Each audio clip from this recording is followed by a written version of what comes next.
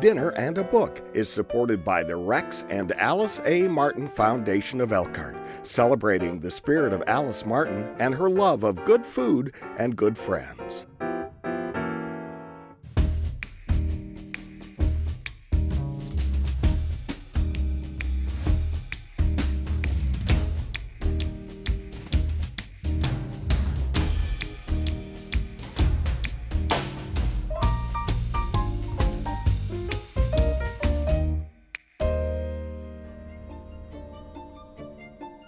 Why do people steal priceless art? And how do they do it? And what are the results? Let's find out how Stefan Breitwieser and Anne Catherine did it, and why, in Michael Finkel's fascinating book, The Art Thief. Tuck Langland joins me to discuss one of the largest art heists in history. Welcome, Tuck. Hi, Gail. Nice to see you again. Yes, and what is this? This is a London fog raincoat. Well, it's very handsome. It is handsome, isn't it? Yes, and It's what a are very you handy doing? What are you little thing. doing in the kitchen here? Oh, I'm going to be cooking things. I mean, like you're doing things over there. Yes. Oops. And I you're dropped my- doing things too. I'm doing things I too. I'm see stealing. Indians flipping on the floor. Excuse me, I'm stealing things. I missed Okay, the pocket. that's now we know. He is here to hide. Are you going to carry that around in your coat? Nope. Nope. What I'm demonstrating is the way Stefan Breitwieser did it. Breitwieser did it. He wore voluminous coats. His girlfriend had a big bag. They would go into a museum. They would look at something that he really wanted. They would look for a distraction. What's that? Boom. And he would get a case open. He had already looked at it, and she had looked at it, and he had figured out how to open that case. He had a little Swiss Army knife with a screwdriver on it, and he was very adept at just pulling a screw out and opening a case and putting it back. He was a very young man. His girlfriend was young, and they did this all over the country we talked about. I mean, it was Austria, it was the Netherlands, Belgium, France. Well, I think they even got into Germany, and they made such a practice, and they became so wealthy. Did they enjoy their wealth? That was the whole point. They did not sell a thing, ever. They thought that was a very, very bad thing to do. They stole the art because they thought it was very beautiful, and it ought to be in the home of someone that appreciated it, not in a dusty museum with people trudging past half-closed eyes. No, that's why they stole. And that was his reasoning throughout his life. So in any case, we are going to be cooking some food from the regions where he and his girlfriend would go maybe twice a month for a couple of years. And they had ways of going into museums. They would scope it out. They'd look for the first thing. Would they look for? Well, the first thing they would often do, first of all, they usually scope out a museum and find out what they wanted to steal at a later visit. Yes. Then they also checked out escape routes. How do you get out of here? They would go into a museum. There'd be a person at the desk at the front. They'd have a little chat with them, maybe buy a ticket if they needed to. Then they'd go in and he'd find the room with the thing in it. She'd stand at the entrance to the room looking around, and if she saw anybody coming, she'd cough like that. And they would. And then he would just, no. He has his coat on, but that was the end of the heist. Yeah. So she was the lookout. She was the lookout. And He was she's the the thief. one that either said, let's go ahead with this, or she'd say, something's wrong here. Yeah, stop. Let's stop. Let's don't even get started. But once they took the piece and either put it in his coat or in her big bag, or even occasionally stuffed it out a window and then went around later to get it, once they did that, they were just as casual and calm as could be. Once they even went and ate in the museum's restaurant for lunch. And they said to the guard, do you know where the restaurant is? Yeah. So they created even a trail of their doings. Yeah. And this book is so well written. The Michael Finkel is really a good writer. Oh, he's fabulous, right? And this is simple, but you move with them through every heist. You know how he does it, how he unscrews the Pyrex or whatever the doors are made Plexiglass. of. Plexiglass. Yeah. And so if they get something in the car, where does it go? Well, they put it in the trunk of the car and they drive off very slowly. No screeching tires, none of that. Nothing to draw attention to them. They wanted to behave as unlike a typical thief as they could. So that people would say, well, they're not the thief. Yeah, and we'll get back to how they dress, but I just want to talk about what we're making, and Right. let's get started. I am making a small cassoulet. I'll add a little bit of chicken tenders to it, and the second part I will do a red cabbage choucroute sauerkraut. And you're making? I'm making a French cream of mushroom soup. I've got a good French knife here. And a mushroom soup, like so many restaurants, it starts with an onion. Oh, yes. Most soups do start with an onion, don't they? So many dishes do. Well, I've got some oil in the pot here, and we're going to, first of all, we're going to heat the olive oil, and then I'm going to add garlic, a little bit of garlic. Oh, you know, garlic always comes in right away. And some onions. Here we are. Right now I have the onions in first, and then we'll add a little garlic and put that in. And I'm chopping an onion, a coarsely chopped onion. Boy, this is going to have a lot of garlic, but I like garlic in food. I really do. Growing up, we never had garlic at home. So when I got older and tried foods from other countries that had garlic, I said, wow, that's a kick in this food. It's really good. So I'm going to do this. And then I'm going to add the wine. Yes, we're going to add, let's see, probably just a little bit here. Well, I took the lid off. That's the first thing you do. A little red. And then I'm going to add some thyme leaves. You're having a booze up over there. Can you smell it? No, but it will. It does. Oh, it smells good to me. And then we're going to put in 3 bay leaves. And actually, some odd reason, I have lost my dried rosemary. So just think about dried rosemary. I didn't steal it, honest. I think you did. I think it's why it's not here. I did not steal rosemary. But in any case, we're going to start this meal. And this is, Tuck and I discuss where cassoulet is from. And I've always had it in mind it's in the Alsace region of these various countries that come together that he steals in. And we're going to add, after this, we're going to add some carrots, and we're going to add celery. You can add potatoes if you want. Actually, it would be a good idea to have the potatoes chopped up. Now, I seem to have lost my spoon. I'm not sure. You here it stole is. Yeah, right. In my pocket. You stole it, and then you got punished. You didn't have But it. he could put fairly large, lumpy things in his pockets. Well, talk about the tapestry that he steals. He stole a tapestry, a great big one. He stole a rug by rolling up the rug and finding a window that he passed it out of into the bushes, and then just walking out casually, find the rug, put it in the back of the car, and away they go. He was cool as a cucumber. Absolutely. He really is. And I'm putting tomatoes in here, chopped up, and then we've chopped up some carrots. He was not employed. He lived in an attic above his mother's house in with eastern whom? France. Yes, with whom? With Anne Catherine, his girlfriend, and she was his lookout. And you know they lived together, as you know what that means. Yes. And so they went on these trips. They kept going on trips, and they'd go all over France, Switzerland, and all the countries you named. Yes. Not Australia, and any place they could drive. They never had much money. His mother would supply him with money, and she and Catherine had a job in a hospital, basically emptying bedpans and cleaning toilets. So Well, she was not a nurse, but Not a nurse. she did earn her money. she earned a little money, yeah. I'm adding some cannellini beans, and and not the lid though. And and then I'm going to add some kidney beans. The beans kind of give it away to me that it's from that region. So we have that in here. And the only thing I forgot to bring was some mustard. But a lot of people don't like the taste of mustard. However, this is our cassoulet, and it's going to cook for a while. I'm going to remove this heavy raincoat. I've demonstrated how he put things in his pockets. And look at this what he now. did. You look like a peacock. You look like a piece of art yourself. Well, it's fresh from Kenya, this apron. It's very, very, very nice.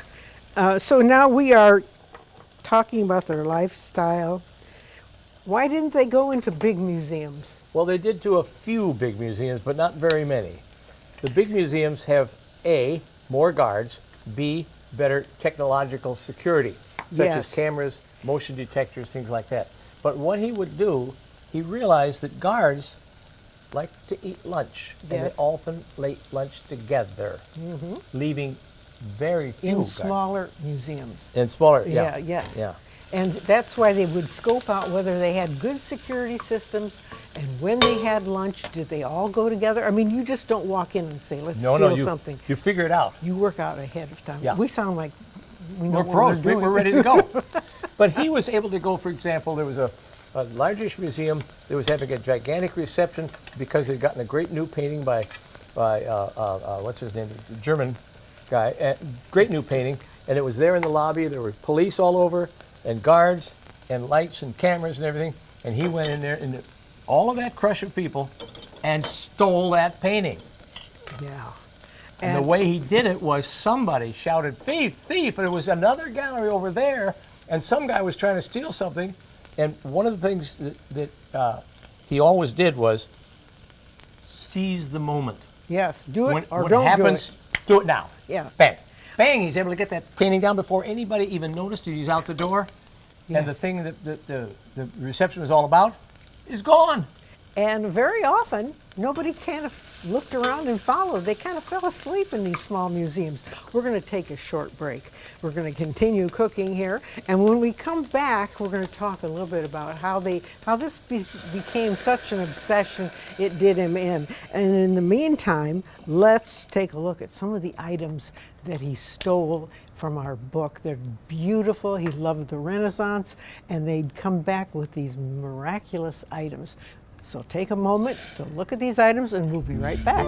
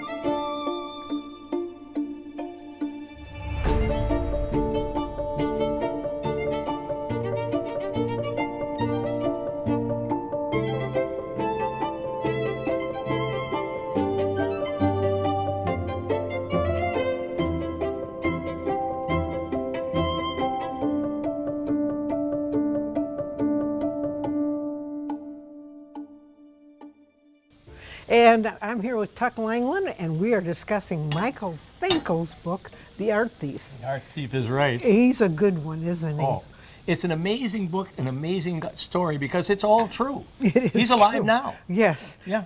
And This all takes place in the late 90s and early 2000s. Yes, and he's probably in his early 50s. Yeah. The book started when he was in his 30s. I want to start one last thing from my area You do that. of France and Germany. Not Germany, he was in Germany too, but he spent more time where the security was the most lax. That's where they found out how to do this. Small museums, generally, that did not have big budgets for either guards or the technology, the cameras, the motion sensors, and so on. They didn't have that. And so, and you know, these guards have been doing it for years, and they'd fall asleep, and oh my gosh, I'm going to put a little red onion in here, some slices. This is red sauerkraut. It's choucroute, but I'm adding red cabbage this time. I'm going to add some, I'll get it, some white wine. I put it in the refrigerator. Yeah. And Tuck, what are you making? Well, I'm just finishing up the soup, and then I'm going to do dessert. And to finish the soup, I want to add something you should always put into mushrooms, and that is nutmeg. Oh, It yes, takes a fair yes. bit. You don't want just a little crumb or two. And then what I'm going to do with it is do the last bit of the blendering, which will be very noisy, but very fast. And will do make it very both. smooth. Okay.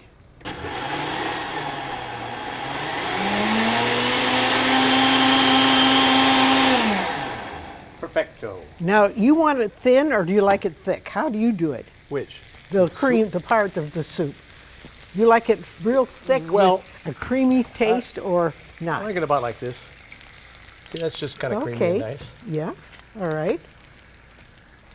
And I've added some white wine to my red cabbage, and I'm going to just put in a little dollop of this vino rosso, just to give it a little different flavor.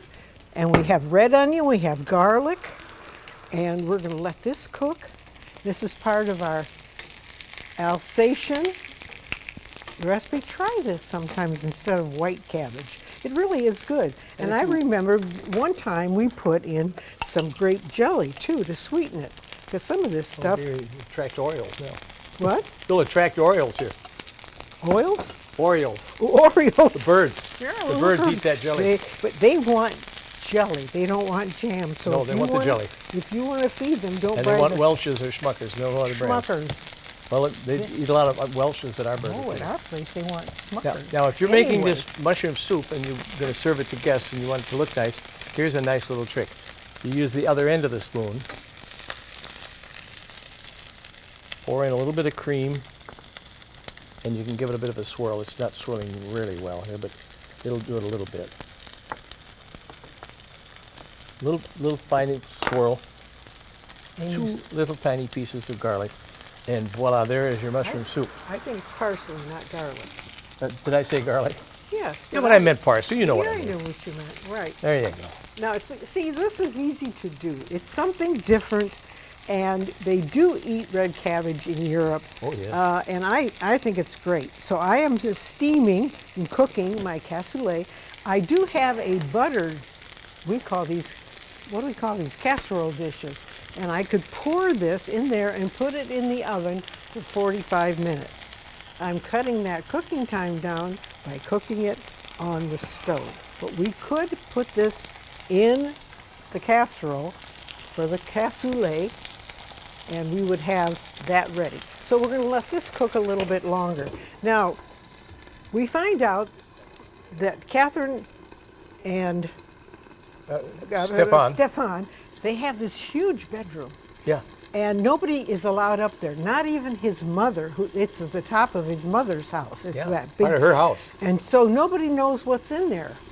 But they do. What's in their bedroom? They have so much art in there. There are hundreds of pieces, paintings, sculptures, things of beauty like cigarette boxes, tobacco boxes that Napoleon would have had made to please Josephine. Things like, I mean, very historic Yes. stuff. Very valuable stuff. Very valuable. And he would take guns, weapons, flintlocks, swords, musical instruments, anything that caught his fancy And that he was thought he could beautiful. get out the door with. But and he didn't steal it to sell. Never. He hated that. The Isabella Stewart Gardner Museum in Boston had a fantastic Rembrandt and a fantastic Vermeer. Men with masks and guns came in and took them. See, he didn't like that style. He liked his style, like, what? Oh, it's gone, And they haven't gotten them back yet. But what happened is the guys that took the Rembrandt took a knife and cut the canvas out of the frame and rolled it up And so the took it. paint cracks, etc. Yeah. And he just hates that because he knows they're doing it for money. He's doing it for love.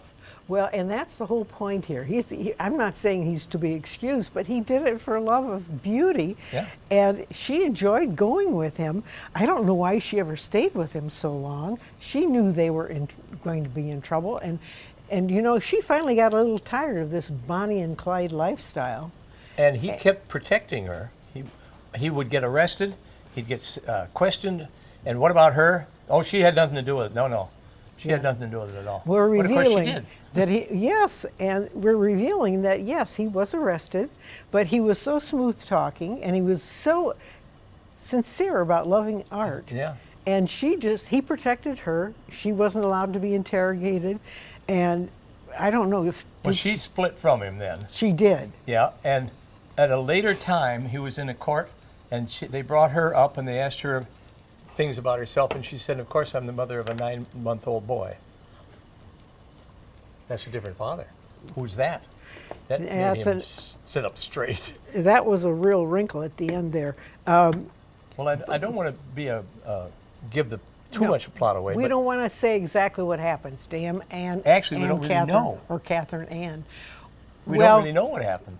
Well, right now, today, see, this happened about 9 years ago. Yeah, yeah. And if you try to Google it, you will see pictures of him and pictures of her, but they don't say where they are now. We don't know if they're in jail or out free. Well, he was in jail for... He was in jail for quite a while. Yes. Oh, yeah. And in fact, the jailers enjoyed him because he was so knowledgeable. And artists in some of the cities would come and visit him because he knew so much. And they would send about. in the catalogs to these various exhibitions of things that he couldn't steal because he wasn't there. He was in Yes, jail. Yes. So, you know, we continue with this.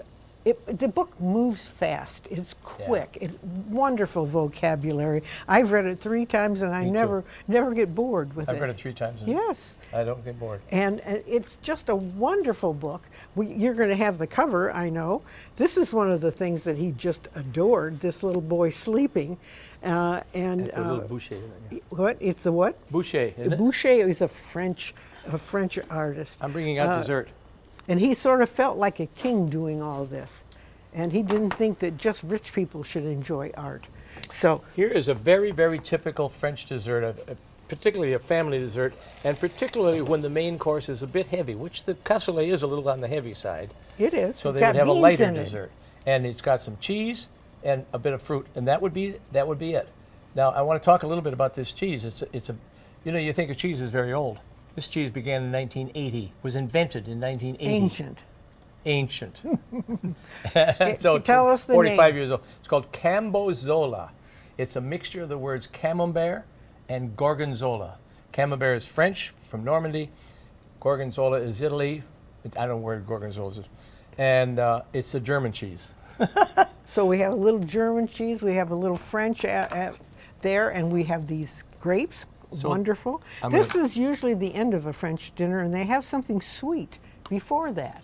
It could be a creme brulee, it could be a little bit of chocolate, and Yeah, you want a little bite of this? I certainly do want a little bit. Ooh, that's a big bite. Oh, you can do it. I can do it? All right, we'll try it. It's got a kick. Very good. Here's your mushroom soup. This is the first course. Then we would plate up the cassoulet, and then we would also plate up The cabbage. the red cabbage. We'd have some French bread, and and then a dessert. We'd have dessert. Then we'd end with the cheese and the grapes. And this is a very mild cheese. It looks like it could create a rumble, but it's really mild, isn't it? It is mild. Very nice. It's a blue camembert. There are others. There was a cheese you could buy in the South Bend area for a long time called Saga, and it was this. Oh, good. It was a blue camembert, and there's one called Bleu de Bresse.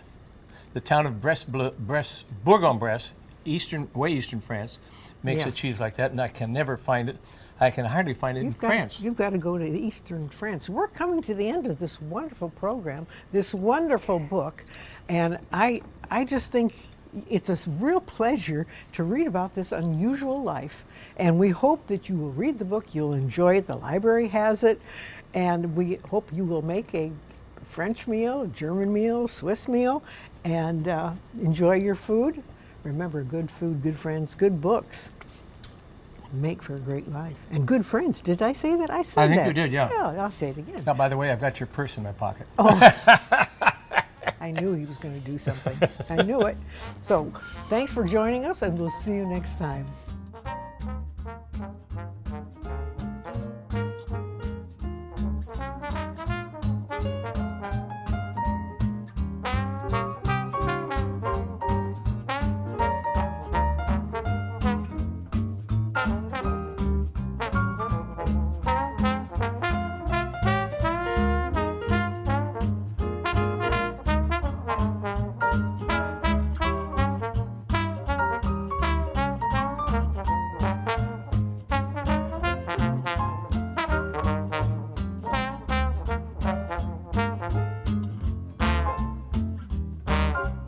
This WNIT local production has been made possible in part by viewers like you.